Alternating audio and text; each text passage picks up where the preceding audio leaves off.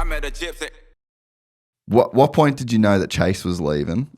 And then how did that dynamic, like to manage the dynamic between, you know, like him and the brother, like, because it would seem like you got Chase and his dad. Yeah. And then you'd have Jett and Hunter and his dad.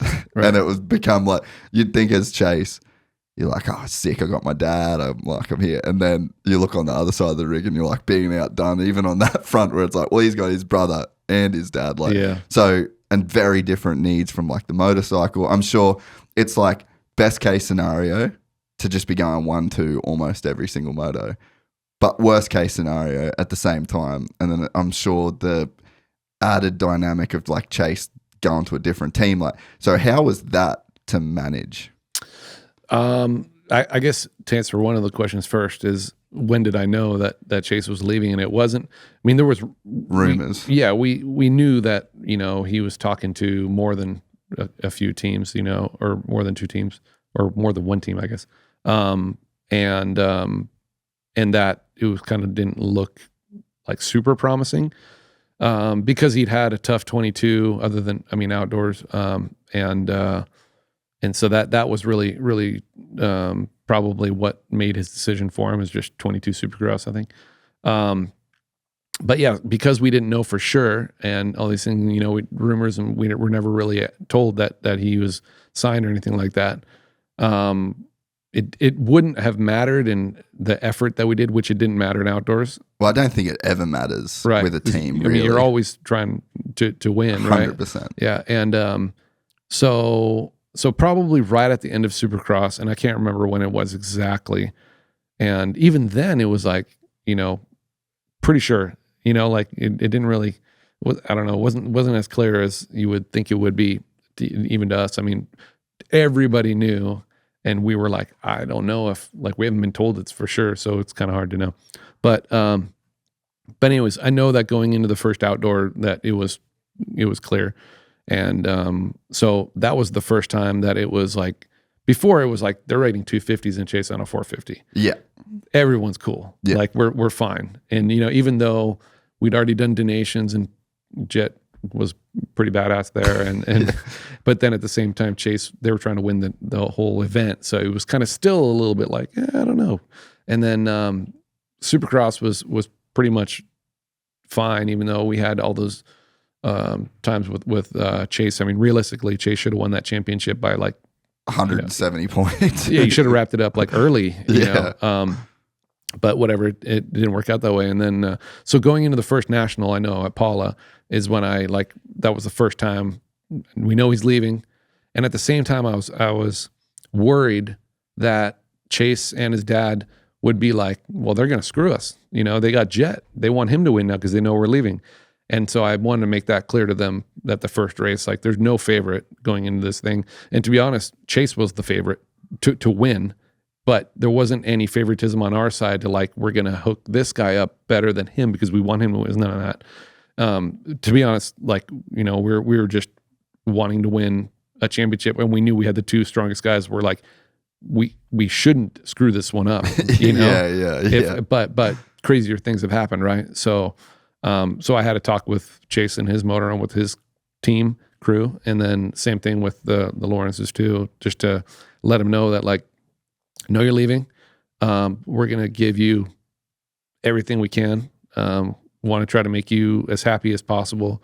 Whatever you need, like, you know, come to us. We'll try to make it work. And all the testing that you need, if you feel like you don't have enough, we'll do more, things like that. So we had all of those options, you know, to make sure that he gets the best opportunity. Both of them get the best opportunity that they need to win. And then also, for me, it was like, I don't want him leaving going, yeah, they screwed me, you know, like whatever. So even up until the last couple of nationals, you know, we were testing with him. I went testing down to Florida and trying to get him into a better spot. And then also for SMX, you know, we did testing for that. And then he came out the first race and worked everybody, you know.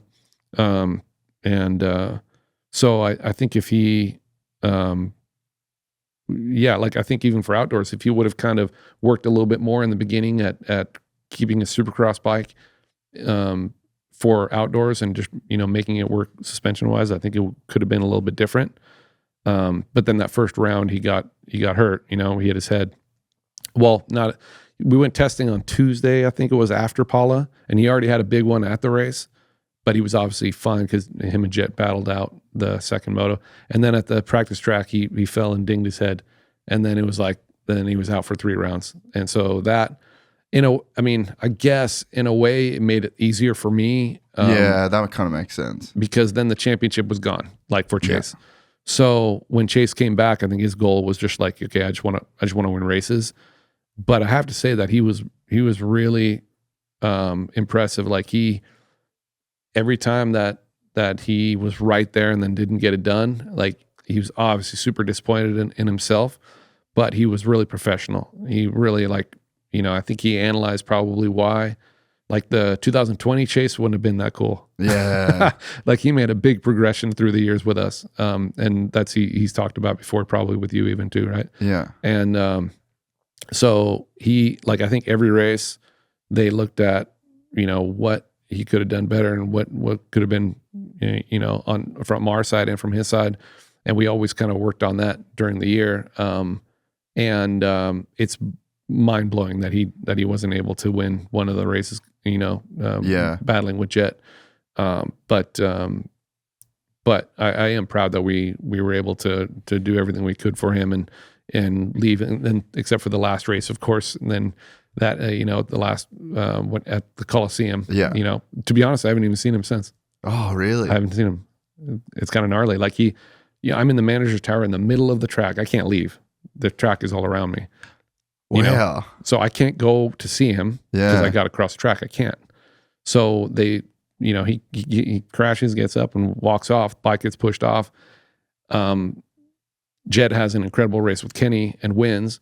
So then I come out of the tower. First thing I'm there. There's Jett. Of course, I'm going to celebrate with him real quick. We go to the podium, and I'm like, all right, cool. Let me just do this, and then I want to go check on Chase.